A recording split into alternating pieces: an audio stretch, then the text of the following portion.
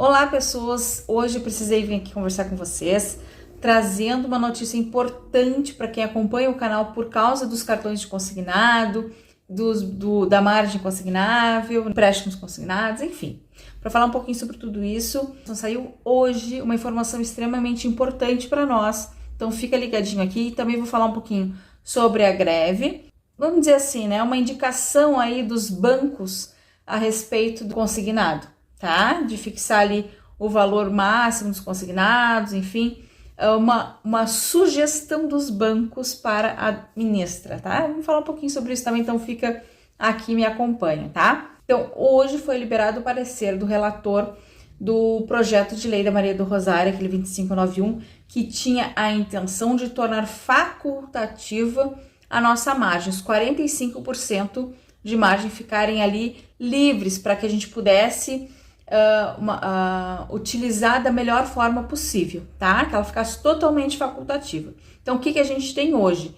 30% para empréstimos consignados, 5% para cartão benefício e 5% para cartão consignado. Então, eu vou ler o projeto de lei, o que foi negado e o que foi aprovado de fato, tá?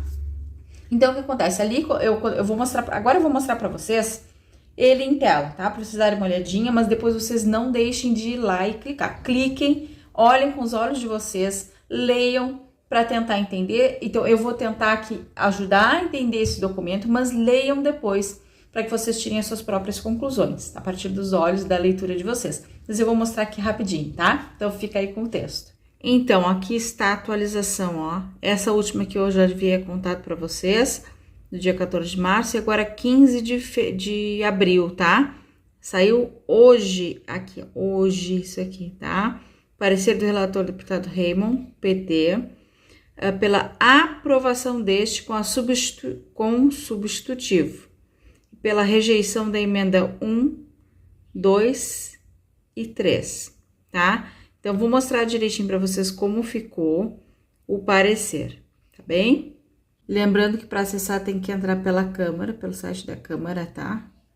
Vou deixar aqui embaixo na descrição do vídeo, tá? Então, projeto de lei 2591 de 2023, é da deputada Maria do Rosário, tá? Qual é a intenção aqui, tá? Dispõe sobre o percentual máximo aplicado na contratação de operações de crédito de desconto automático, fala dos consignados, né? E tornar facultativa a reserva de 5% na remuneração do servidor público federal para pagamento de empréstimos consignados relativos aos cartões de crédito e cartão consignado de benefício, tá? Então, agora a gente vai ver o que foi aprovado, o que não foi. Vamos lá. Relatório. Eu vou fazer o seguinte, tá? Eu vou ler, vou conversando com vocês a respeito, porque eu acho que mostrar que assim o documento fica ruim, né? Mas eu vou deixar direitinho ali o endereço para vocês acessarem e lerem o relatório. Baixem o relatório e leem vocês com os olhos de vocês, tá bem? Mas eu vou voltar aqui para conversar com vocês olhando no olho. Bom, agora que vocês viram o documento, eu vou ler esse documento, não ele inteiro, tá? O que nos importa um pouco mais e um pouco mais direto ao assunto, para tentar resumir, para tentar falar um pouquinho mais fácil, uma linguagem diferenciada com você sobre isso, tá? Mas algumas partes eu vou ler aqui, então vou olhar um pouquinho aqui para o documento, tá? Projeto de lei 2591 de 2023, de autoria da deputada Maria do Rosário, modifica a lei de regência das operações de crédito consignado de servidores públicos federais em relação à margem consignável total de 45%, que a gente já conversou, tornar facultativa a reserva de 5% da margem consignável para amortização de despesas de crédito consignado e de cartão de benefício. A ideia era que esses 5% desses dois cartões ficasse facultativo, que mantém a mesma margem total de 45%, e permitindo que o próprio servidor, aposentado, pensionista possa escolher, definir o melhor destino do desconto, se vai ser para cartão de crédito ou se vai ser para empréstimo consignado, tá? Porque os juros são muito diferentes. Existe teto para a taxa de juros para o empréstimo consignado. Lembrando aqui, até o presente momento, até hoje, até dia 15 de abril, ainda não temos uma taxa limite de juros para o cartão de benefício, infelizmente. Retomando. Então, quando esse projeto foi encaminhado para aprovação, ele recebeu 3 emendas, tá? Eu vou ler essas emendas para vocês aqui. Emenda número 1. Autoria do deputado Jonas acrescenta o dispositivo ao PL para determinar que cada correspondente bancário deverá prestar serviços exclusivamente a uma instituição financeira. Isso não nos afeta em muita coisa, mas me parece um pouco absurdo, né? Restringir, por exemplo, financeiras que elas trabalhem apenas com um banco. Pelo que eu entendi, seria isso, tá? A ideia dele é que cada financeiro trabalhe exclusivamente com um banco. O que acontece? Quando nós temos uma financeira que trabalha com mais de um banco, essa financeira ela pode acabar oferecendo para os seus clientes a menor taxa de juros, tá? Então, essa já aviso para vocês, foi uma emenda que não passou, tá? Na verdade, nenhuma delas passou, vamos ver. Emenda número 2 do deputado Vinícius Carvalho. Suprime qualquer restrição ao uso da margem de contratações para operações consignadas com servidores federais, deixando o servidor livre para escolher qual produto utilizar a margem consignável disponível de 45%. Ou seja, essa emenda número 2 deixaria toda a nossa margem livre, né? Os 45% livre, ou seja, os 30% de consignado mais os 10% que se divide aí para os 2 tipos de cartões. Então, nós poderíamos tirar os 2 cartões e passar para o empréstimo, tá? Segundo essa emenda, que também não foi aceita. Emenda número 3, de autoria do deputado Roberto Monteiro, acrescenta o dispositivo ao PL para permitir que as instituições financeiras se utilizem de ferramentas de geolocalização para certificar a autenticidade de consumidores previamente a abertura de contas por meio de celulares, tá? Bom, essa aqui também não foi aprovada. Acredito, né? Não sei, vamos ver, né? O que a gente acha aqui no documento, mas não nos afeta em muita coisa na nossa margem, tá? A Comissão de Administração e Serviços Públicos me designou como relator da matéria no dia 14 de março, que eu trouxe aqui para vocês, né? Depois de analisar cuidadosamente o PL e as 3 emendas já citadas, passo a proferir o meu voto para subsidiar os debates acerca os debates dos demais parlamentares, observando para tantos limites das competências da CASP, na verdade. Voto do relator. O crédito consignado por meio da diminuição dos riscos de inadimplência permitiu a redução concreta das taxas de juros aos consumidores. Como a linha de crédito de ágil contratação é menos onerosa do que as demais, né, do que num banco, um crédito pessoal, por exemplo, o consignado ele contribui para a ampliação do acesso ao crédito para empregados, aposentados e pensionistas do setor privado e público. Fomenta, desse modo, o consumo e a economia. Incorporado com sucesso aos hábitos financeiros dos brasileiros elegíveis para o uso, ou seja, nós já estamos acostumados com o empréstimo consignado, né? Já utilizamos ele, sabemos o quanto é mais barato. Então, a margem de consignação inicialmente era de 30%, depois tiveram mais 5% e mais 5%. Só comentou isso. O PL 2591 decorre de excessos que poderão advir da Lei 14.509, notadamente sua provável contribuição para o sobreendividamento dos servidores públicos federais. Essa lei aqui é a que fala do cartão de benefício, tá? Então, aqui está alegando que essa lei notadamente tem juros. O que acontece? Como ainda não temos um limite de juros, então os juros estão sendo utilizados conforme, de acordo com os bancos, como eles bem entendem. Eles fazem ali, né? Ficam todos mais ou menos ali utilizando a mesma margem. Não vão baixar muito, por mais que tenha concorrência, né? Como não tem um limite legal, eles vão botar, eles mesmos colocaram o limite, vocês imaginam, né? O banco definindo o próprio limite, não tem muito o que comentar, né? Um absurdo. Notadamente, as taxas de juros cobradas para o financiamento do saldo devedor da fatura de cartão de crédito e de cartão de benefício são superiores às taxas máximas admitidas para empréstimo consignado. Ou seja, hoje nós temos o limite de 1,80 por mês. Então, esse limite, o que acontece? Se nós conseguíssemos passar os 5% que a gente utilizou para um cartão de crédito e para um cartão de benefício, passar ele para a margem, né, para facultativo, nós conseguiríamos reduzir uma taxa altíssima, que ainda não foi definida legalmente pelo governo, para 1,80. Então, isso iria nos ajudar bastante. Além disso, ele informa aqui que a margem consignável restrita de 5% para amortizar o saldo do cartão de crédito do cartão de benefício, é muito provável que o valor total da fatura não seja descontado integralmente do contra-cheque, ou seja, vai gerando multas e juros, tá? Aqui ele só está falando sobre a situação. Então, por conta disso, né, o posicionamento é favorável para a aprovação, na certeza de que, como dependemos do entendimento prevalecente em audiência realizada pela Comissão de Administração e Serviços Públicos, dia 30 de outubro de 2023, o melhor caminho é, de fato, conferirmos a liberdade aos servidores públicos para decidirem, conforme seu discernimento e necessidade, a melhor destinação para o desconto de sua remuneração. Em relação ao pensado 5858, de autoria do deputado Gilvan Máximo, consideramos, após dialogar com as diversas partes interessadas, não é aconselhável no cenário atual diminuirmos as margens totais de consignação, ou seja, teve um PL que foi apensado que tinha a intenção de diminuir a nossa margem, reduzir. A intenção, a princípio, parece boa, que é na intenção, né, de diminuir o endividamento, mas nós já estamos endividados. Nós temos dívidas muito mais caras do que essas de cartão de crédito, que já são caríssimas.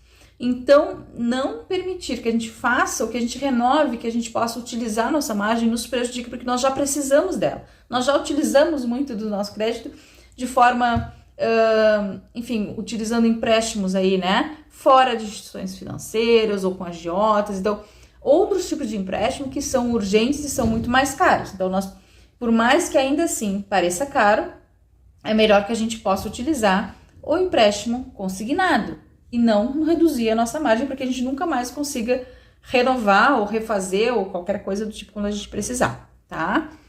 Então, não foi aconselhado. Primeira emenda, a de autoria do deputado Jonas, ao impor a exclusividade do correspondente bancário a uma única instituição, pode contribuir para a diminuição da competição entre as instituições financeiras. Então, por entender que não contribui para a melhoria do mercado de crédito, não foi acatada a emenda 1, tá? Por sua vez, a emenda 2, de autoria do deputado Vinícius Carvalho, ao retirar a destinação mínima da margem para pagamento de dívidas de cartão consignado ou de benefício, aparentemente pode parecer positivo, mas vai de encontro, ou seja, é contrária a uma saudável competição pelas instituições financeiras que podem oferecer percentual de 5%, possibilidade de crédito mais vantajosas para o consumidor. Pois o PL, na forma como foi apresentado, ao possibilitar a escolha pelo consumidor, estimula que as instituições de crédito procurem oferecer o melhor produto, seja na amortização do cartão de crédito ou no cartão benefício exclusivo em relação à margem restante consignada. Da mesma forma, a emenda 3, de autoria do deputado Roberto Monteiro, também parece ser meritória, né, ou seja, tem mérito, mas acredita-se que essa proposta seria melhor discutida com a propositura de um projeto de lei sobre o tema. Aqui parece que foge um pouco ao tema aqui dessa emenda. Essa emenda foge ao tema do PL, tá?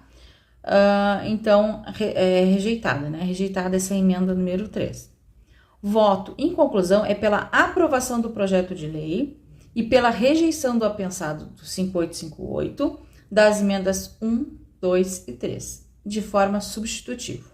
Bom, então, de fato, o que nós temos aqui? Uma aprovação na Comissão de Administração e Serviços Públicos, tá? Ou seja, na CASP. Esse projeto de lei tem que passar na Comissão de Finanças e Tributação e na Comissão de Constituição, Justiça e Cidadania. Depois de passar nessas comissões, pelo que eu entendi, tá? Por ser uma proposição sujeita à apreciação conclusiva pelas comissões, se for aprovada em todas as comissões, ela vai ser publicada e vai ser colocada em ação, tá? Vai ser publicada e vai poder ser regulamentada, tá bem? Mas é isso. Qualquer novidade que tiver com relação a esse projeto de lei, eu venho conversar com vocês, porque ele vai ser extremamente favorável para nós, tá? Como foi aprovado aqui, nós poderíamos ajustar os dois cartões benefício, tanto o de crédito consignado quanto o de benefício, tá? Como foi aprovado aqui. Bom, então agora eu vou falar rapidinho sobre a proposta. Saiu hoje a notícia, tá? Em alguns sites, vou deixar aqui embaixo também um link para vocês acessarem, tá? Bancos propõem que decisões sobre o teto de consignado fiquem com a CMN, ou seja, Comissão Monetária Nacional, tá? Essa comissão, ela tem representação do Ministério, tá? Antes de falar sobre isso, tá? Eu vou só falar aqui. Quem pediu ao governo foi a FEBRABAN, através do seu presidente, tá? A proposta foi apresentada à ministra Esther, pelo presidente da FEBRABAN. A intenção deles é que fique com a comissão. Qual é o meu problema? Tá? Bom, esse é um colegiado, tá? A CMN é um colegiado formado por ministros da Fazenda e do Planejamento, além do presidente do Banco Central. Órgão que tem entre as suas atribuições e responsabilidades fixar a política de crédito para a estabilidade da moeda. Bom, minha opinião rápida sobre isso, tá? É que nada que venha da FEBRABAN vai ser para beneficiar nós, trabalhadores, servidores, aposentados e pensionistas. Eu tenho certeza disso.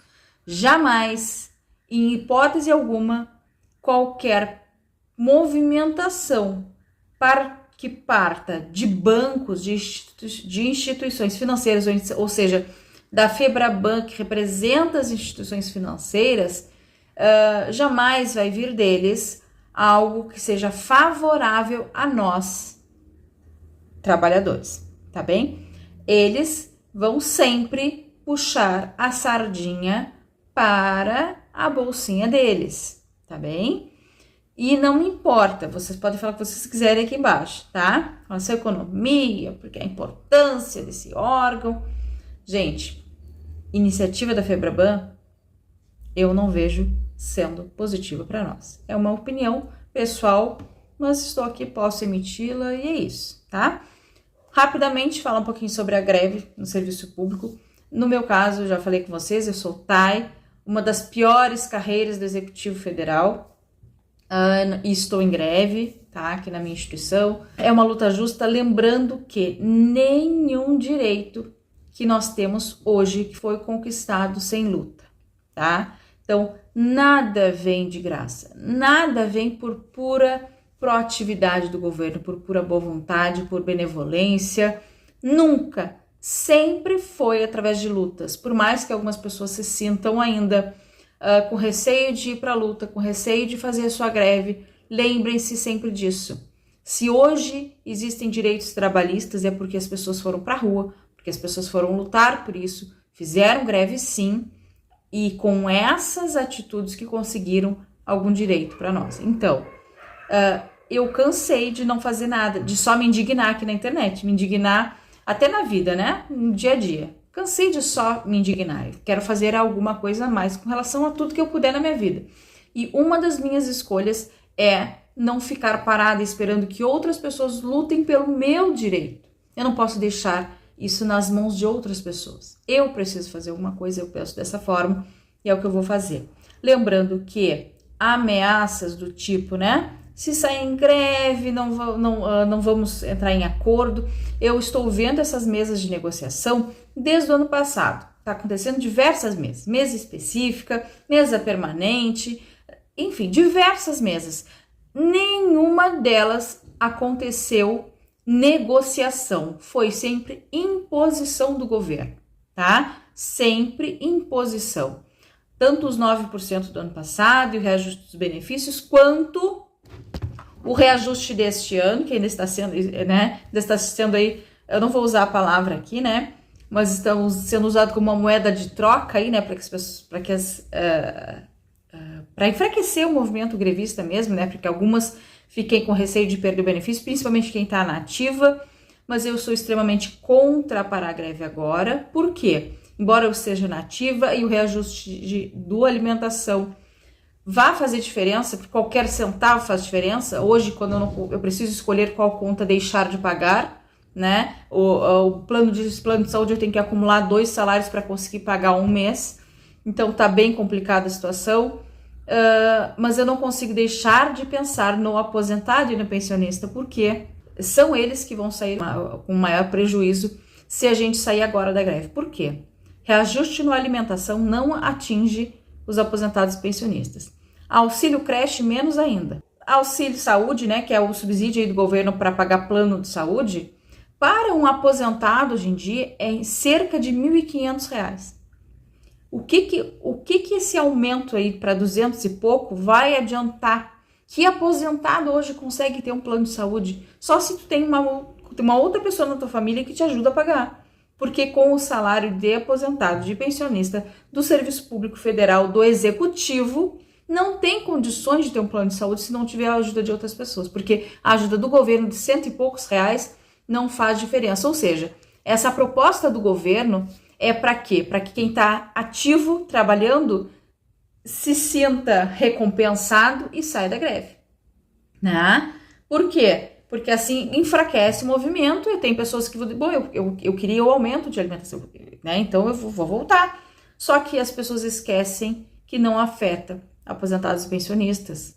Ou seja, o governo quer justamente isso, enfraquecer o movimento, que é justamente isso. Bom, eu calo a boca de uns, né, com o auxílio alimentação aqui, enquanto aposentados e pensionistas eu nem me interesso. Parece que é um pouco isso, tá? Então, e para quem fala, né, fez um L, faz o L, pessoal, primeiro, tá?